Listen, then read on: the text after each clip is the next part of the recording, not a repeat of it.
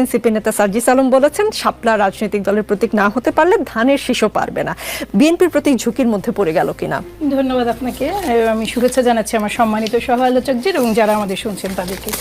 এই বিষয় প্রশ্নটা খুব কৌতূহলোদ্দীপক এই জন্য যে আমরা আমাদের যারা তরুণ ছাত্র তরুণ রাজনৈতিক সহযোদ্ধা তাদের আসলে হয়তোবা হয়েছে কি অনেক কিছু ভেবে দেখার সুযোগ হয়নি। জাতীয় প্রতীকে শাপলা আছে।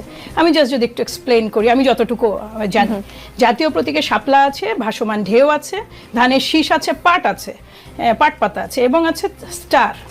আচ্ছা, এগুলো যখন একসাথে হচ্ছে কম্বাইনলি এটা জাতীয় প্রতীক। কিন্তু যখন আপনি ভেঙে ফেলছেন শাপলাকে, পানির ঢেউকে, ধানের শীষকে, পাট পাতাকে কিংবা আপনার ওই যে স্টারকে, সেই ক্ষেত্রে কেবল দুটো জাতীয় বিষয় বেরিয়ে আসছে। পাট হচ্ছে আমাদের জাতীয় ফসল, আর হচ্ছে আপনার ওই কি বলে শাপলা হচ্ছে আমাদের জাতীয় ফুল। ধানের শীষ তো আমাদের জাতীয় ধানের শীষ তো বা ধান তো জাতীয় শস্য নয়। কাজে এই জায়গাটায় যেটা হচ্ছে, আপনি যেমন জাতীয় পাখি দোয়েল, জাতীয় মাছ ইলিশ, জাতীয়, আমরা ছোটবেলায় তো এগুলো জেনারেল নলেজ পড়তে পড়তে টায়ার্ড হয়ে গেছিলাম এবং কিছু কিছু তো এখনো মুখস্থ আছে।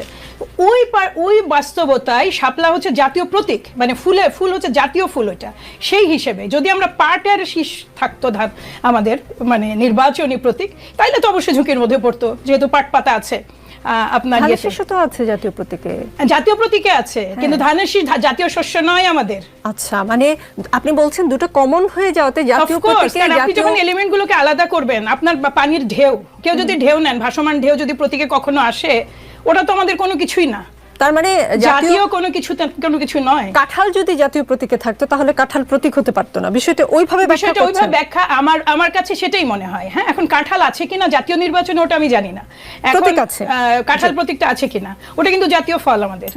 ঠিক আছে, যদি প্রতীক থাকে তাহলে তো নির্বাচন কমিশন নিশ্চয়ই কোনো এখানে গ্রহণযোগ্য ব্যাখ্যা দিতে হবে। কারণ হচ্ছে জাতীয় ফল যদি আপনি দিয়ে থাকেন প্রতীক হিসেবে, তাহলে তো জাতীয় ফুল আপনার দিতে এটা তাহলে তাদের যুক্তিটাকে ওইটা আমি শুনতে আগ্রহী। কিন্তু আমাদের ধানের শীষ তো না জাতীয় শস্য না কিছু। আর ধানের শীষ হচ্ছে আমাদের খুব জনপ্রিয় একটা খাবার, যেটা হচ্ছে ভাত, ওই ভাতের উৎস আর কি।